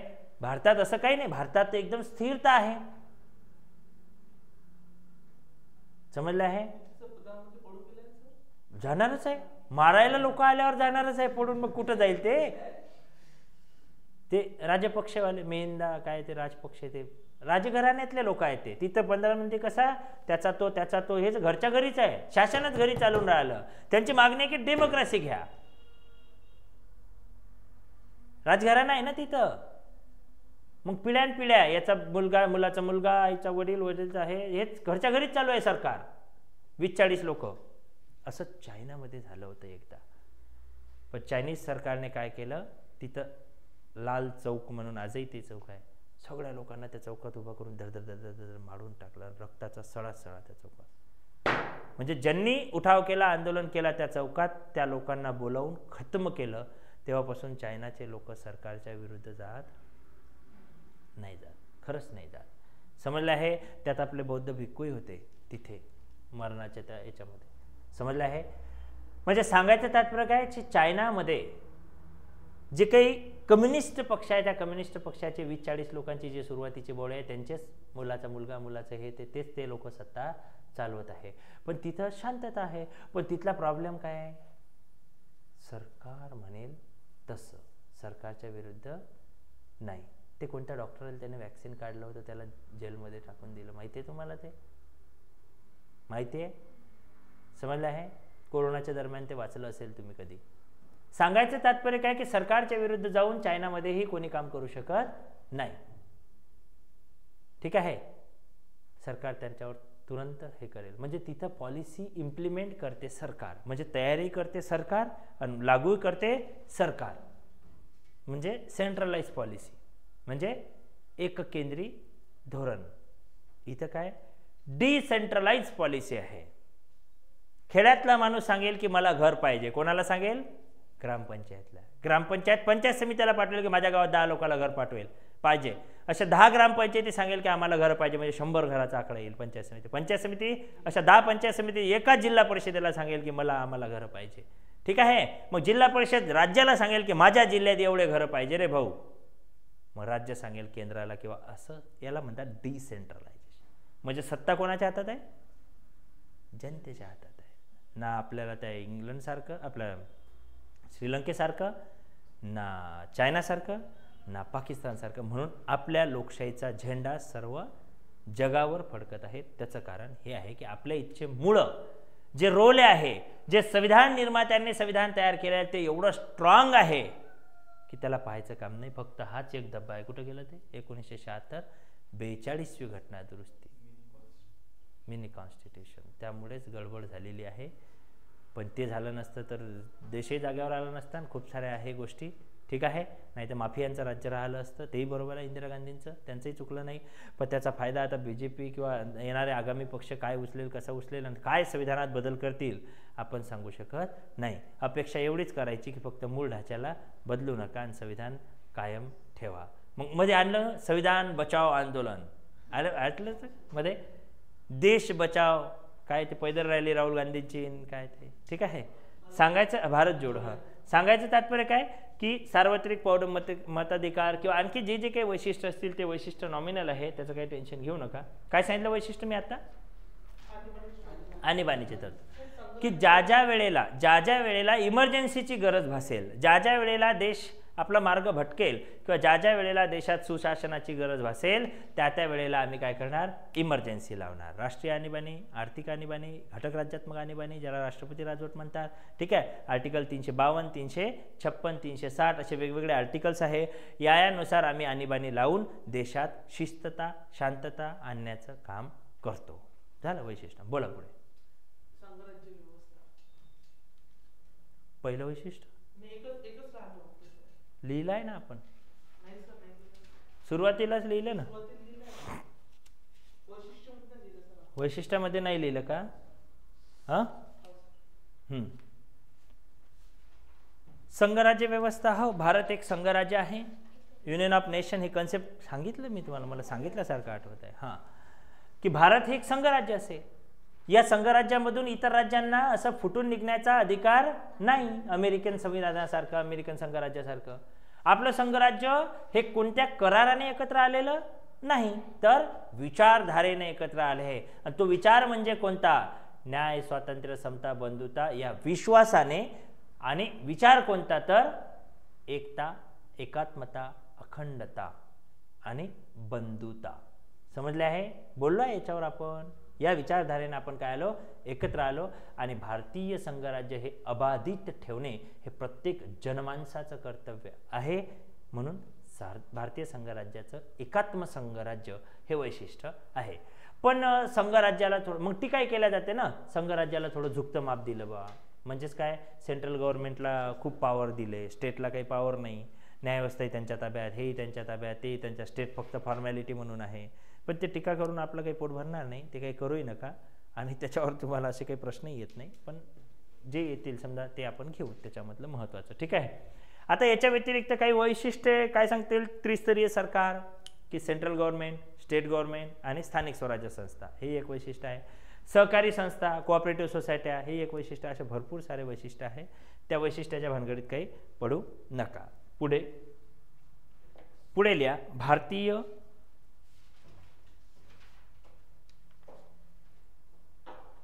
राज्यघटनेतील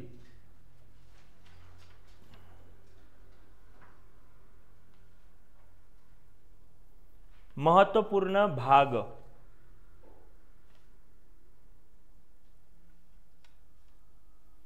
महत्वपूर्ण भाग, भारतीय राज्यघटनेतील महत्वपूर्ण भाग. महत्वपूर्ण कशाला, आपण सर्वच भाग लिहिणार आहे. बघा, मी तुम्हाला भारतीय संविधानाचे स्वरूप सांगितलंय, भारतीय संविधानाचे उद्दिष्ट सांगितले, ठीक आहे. मी तुम्हाला भारतीय संविधानाचे वैशिष्ट्य सांगितले, कळलं, झालं. याच्या व्यतिरिक्त तुम्हाला परिशिष्ट सांगितलंय, सांगितलंय.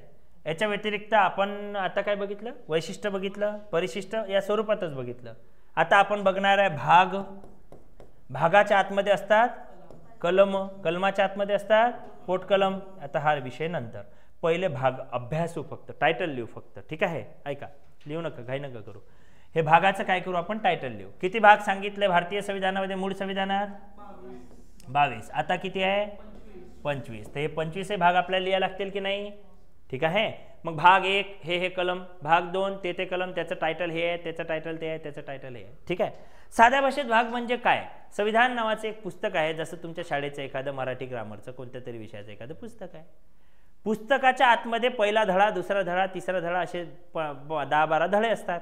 तसे मग एक पुस्तक आहे संविधान नावाचं, त्याच्या आतमध्ये धडे आहे. धडे म्हणजे 25 भाग. पहिल्या धड्यात काय, ठीक आहे, श्यामची आई. दुसऱ्या धड्यात काय, बाळूची गोष्ट. तिसऱ्या धड्यात काय, काहीतरी असेल ना, असं धड्या कविता काहीतरी असेल ना, तसं हे आहे. समजले आहे. मग त्यात पहिली लाईन दुसरी लाईन, तसं पहिलं कलम दुसरं कलम, असा विषय आहे. म्हणून आपण कलमांना सध्या हातच नाही लावला, फक्त भाग आणि त्याची यादी आपण लिहिणार आहोत, ठीक आहे.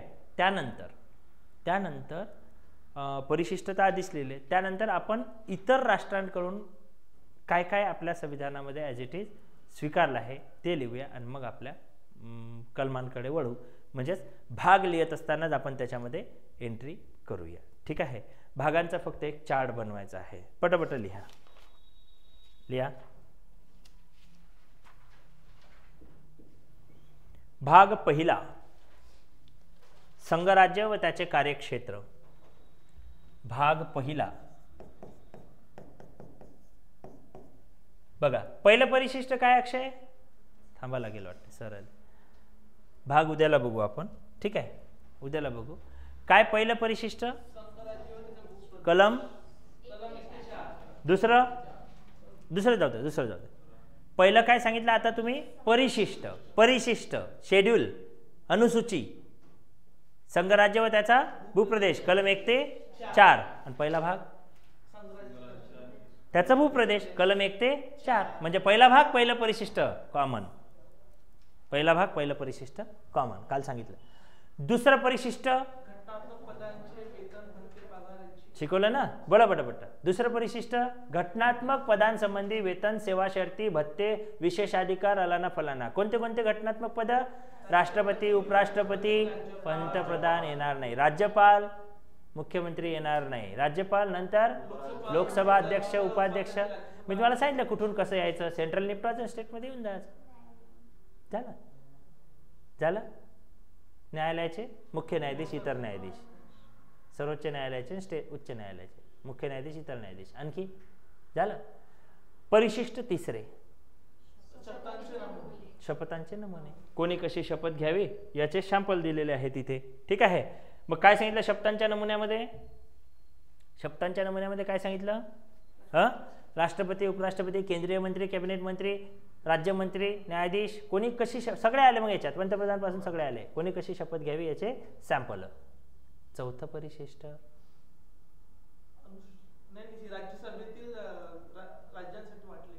बोला गीता. चौथं परिशिष्ट,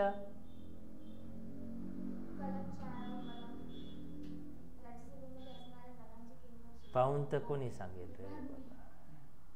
घटक राज्यांना राज्यसभेच्या राखीव जागा, साध्या भाषेत नसेल समजत तर म्हणजेच काय, कलम 4 अंतर्गत घटक राज्यातील घटक राज्यांना राज्यसभेच्या जागा दिल्या आहे. महाराष्ट्राला एवढ्या, कर्नाटकला एवढ्या, तमिळनाडू तेवढ्या, युपीला तेवढ्या, राज्यसभेतल्या जागा म्हणत आहे मी, राखीव दिल्या आहे. झालं. नंतर 5वं परिशिष्ट, यांच्यासाठी विशेष अधिकार, यांच्यासाठी विशेष सवलत देण्याचा अधिकार केंद्राला.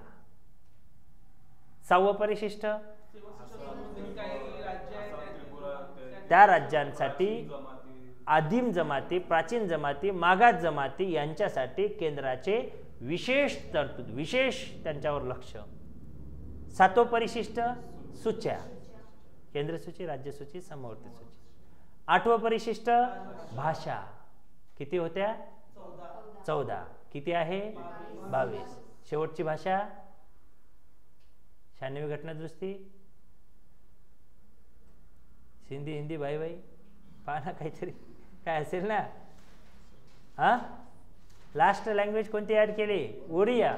ओडिया 2011ला आहे मला वाटतं. अमेंडमेंट पहा बरं, अमेंडमेंट पहा कशी. 11ची अमेंडमेंट आहे. ठीक आहे. भाषेचं नाव बदललं फक्त, ते तर भाषा पहिलेच ऍड होती. 96चं पहा, 96वी घटना दुरुस्ती. किती भाषा? कोणती? 22वी असं लिहिलं आहे का? ठीक. पहा काय दिलंय. 96वी घटना दुरुस्ती 2011ला ओरिसा या राज्यामधील ओडिया भाषा ती आधीच समाविष्ट होती, नामच बदललं फक्त. ठीक आहे. म्हणजे साध्या भाषेत 8व्या परिशिष्टात 22 भाषा आहेत. 9वं परिशिष्ट, आता हे झाले जुने परिशिष्ट, आता 4 ऍड केले. 9वं परिशिष्ट दिलंय ना? 9वं दिलं नाही का? 9वं परिशिष्ट दिले ना. 1951 साली पहिली घटना दुरुस्ती केली. काय सांगितलं पहिल्या घटना दुरुस्तीनुसार? जमिनी पद्धत, जमीनदारी पद्धत रद्द केली, पण जमीन सुधारणा कायद्यासंदर्भात नवीन लँड रिफॉर्म्स ऍक्ट तयार केले आणि rules and law and regulation सर्वांना लागू केले, कायदे कानून. हे आहे 9वं परिशिष्ट. 10वं परिशिष्ट राजीव गांधीवालं, पक्षांतर बंदी 1985 52 घटना दुरुस्ती, सांगायचं काम नाही. ठीक आहे, झालं. 11वं परिशिष्ट 73वी घटना दुरुस्ती 1993. 92-93ला आहे ना ती. 73वी घटना दुरुस्ती, बरोबर आहे. ग्रामीण भागातील पंचायत राज आणि 12वं परिशिष्ट शहरी भागातील पंचायत राज. 74वी घटना दुरुस्ती, संपला विषय. हे आहे परिशिष्ट. हे असे मुखपाठ झाले पाहिजे, काही एवढं जास्त लोड घ्यायचं काम नाही. ठीक आहे. परिशिष्ट झाले. आता आपण काय बघू? भाग बघू. ठीक आहे. भाग झालं की मग कलम बघता बघता संविधान बघूया, विषय संपला. ठीक आहे, थांबू येते. सर आले.